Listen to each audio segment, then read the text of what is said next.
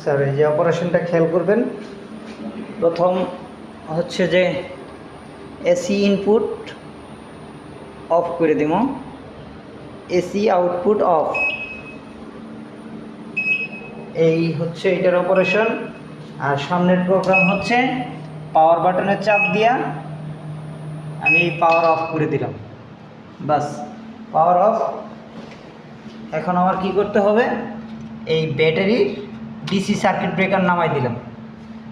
নামানোর পরে যখন 6RM এর কেবল লাগাইব সেমভাবে এইখানে যেভাবে আছে পজিটিভ নেগেটিভ দেখা, এই যে এটা হচ্ছে ডিসি কেবল, এই ডিসি কেবলে 6RM এর কেবল দিয়ে ভিতর থেকে কানেক্টিং করে কেবলিং করার পরে এইখানে কানেকশন দিবে, দেন এটার সার্কিট ব্রেকার উঠাই দিবে।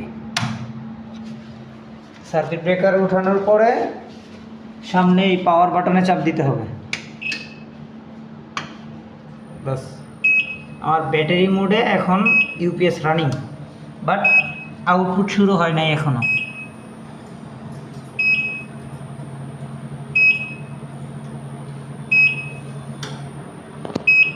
আউটপুটের বাটন, আউটপুটের ইন্ডিকেটর এখন ব্যাটারি থেকে আউটপুট দিচ্ছে।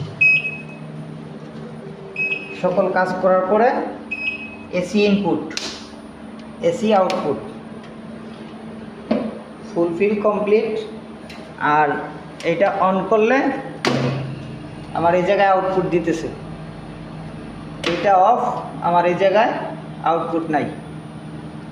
এই হচ্ছে অপারেশন। তারপরেও যদি কোনো সমস্যা হয় দেন আপনি আমাকে আমার ফোন নাম্বারে ভিডিও কল দিতে পারবেন, আমি বিস্তারিত বলে দিতে পারবো।